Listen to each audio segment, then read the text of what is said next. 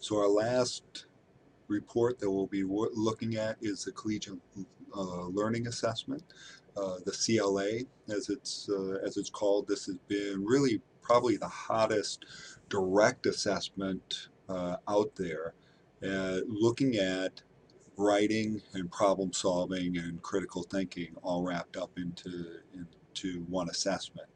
This assessment is quite a bit of work to take students through to administer, and so we have taken a little bit of a break from this assessment at this institution. Basically, we have first year students who will take this during our welcome week. We have to have them in computer labs. This is a working assessment. This is like taking a standardized test, but a writing standardized test. There's two components to it. There's the performance task, which asks students to actually respond to a set of materials, usually about 6 or 7 documents that they have to go through. They have to sort through the information. They have to evaluate the information, figure out what's good information, what's bad information, and then craft their response, as in this example, craft their response to the president of the company as to whether or not they should still buy this particular small private airplane for the company. Very interesting assessment, actually. This is typically what most of us think of that we want students to be able to do when they leave a liberal arts institution, is be able to take all this information in, sort through the information, sort through some tables, be able to read through these different articles and craft your response. A very real world type of task. So that's the performance task. So students either get randomly assigned to complete that performance task, or they get randomly assigned to the analytic writing task. One is either, and that's broken up into two different things, a make an argument and a critique an argument, or make an argument, break an argument types of tasks. This is really basically the older tasks on the GRE analytics section, the graduate record exam analytics section. So we have first year students who they get randomly assigned to either the performance task or this analytic writing task. And then spring semester, we have seniors who we recruit out of our senior general education courses.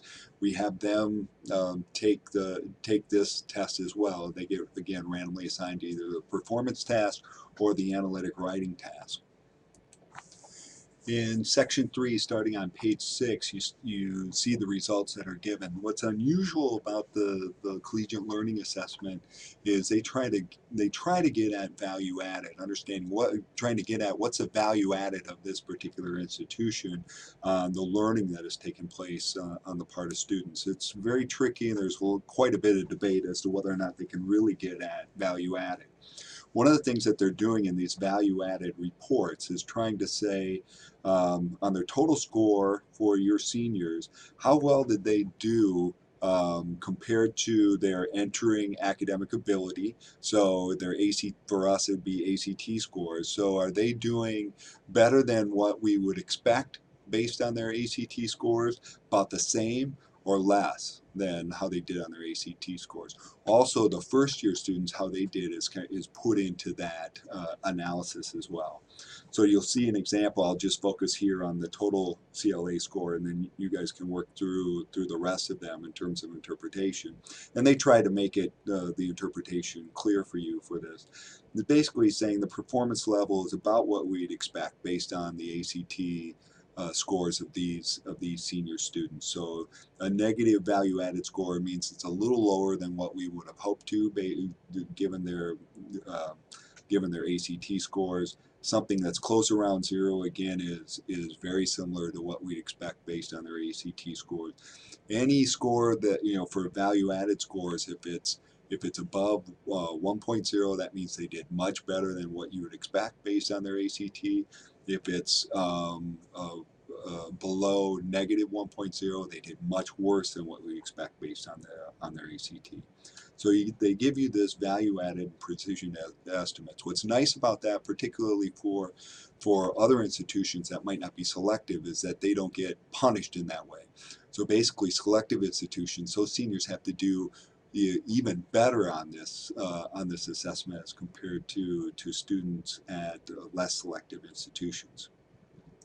You'll see also that we get unadjusted performance. So these scores are basically on the SAT version. So if you know the SAT, it's a mean of 1,000, standard deviation of 100 for the SAT. And so this is the average CLA score for our students. And you'll see down here the percentile rank for the entering score, entering academic ability score, basically their ACT score that had been crosswalked over to the SAT. And you'll see that that ends up being pretty high for our group compared to the other institutions who participated in this particular assessment. So here as well, you can kind of see how our seniors did as compared to our freshmen. So if we just want to look at things in-house, we can look at that. And here we see, it's a 99-point difference between the two. Our standard deviations are around about 140 to 150 for this, so that they did, the seniors were still doing significantly better as compared to our first year students. But again, this value added piece is getting at how are they doing also compared to the ACT scores. So controlling for ACT, how well are they doing? You'll see as well in this summary that it'll break down a number of the demographics and so forth on here. And then this is kind of the observed CLE scores versus the expected CLA scores. So putting it in a graph form, statistics geeks like myself enjoy seeing this. So basically this is a regression line. Here's where we would expect an institution to score. Here's our institution, Bethel, and you'll notice it was just a little bit below the line for this, for how the seniors did on this particular. Here's their expected CLA score, and here's their observed CLA score. So pretty much along the regression line here. It would have been, example here would have been problematic to be this institution, right, well below the regression line. So that institution, their seniors didn't perform. They're expected to score almost at 1,200, and they only got about a 11 or a 1050. And it would be great to be one of these institutions up here who scored significantly better than what would have been predicted based on their ACT or SAT profile. As well, a new thing that's been added, a number of us institutions pestered for this, and to their credit, they came through and gave us a breakdown of the different areas of how students did at our particular institution. So you notice our school, Bethel, all schools, and we get to see in what areas did our students do better or worse than compared to students at other institutions in these different areas. So this would allow us to help us see, is there a particular specific area where we need to target where our students don't seem to do quite as well. Remember, this one is for the seniors, and then there's another one and a summary of those scores listed here, and then another one, excuse me, for the freshmen.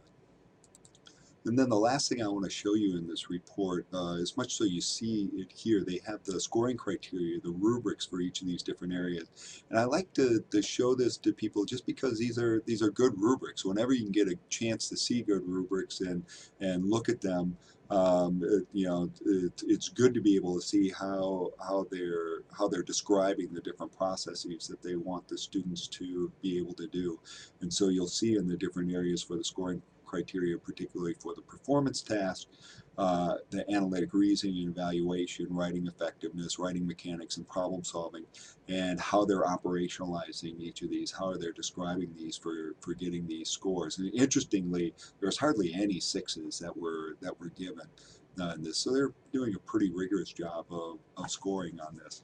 For the performance tasks, these are human scoring, so they describe it as all the PhDs without much work in New York City, that they hire them and they go through and do the scoring for that. And then for the analytic writing tasks, and make an argument and the critique an argument, that is actually scored by artificial intelligence, and computer scoring does very similar to how human raters do off of that. So they're able to save quite a bit of money by having the computer score the analytic writing responses. So this is an example of the report that you would get from the collegiate learning assessment. Feel free to contact me. There's a lot of information in the reports. If you've got specific questions, remember you can always contact me about those particular questions.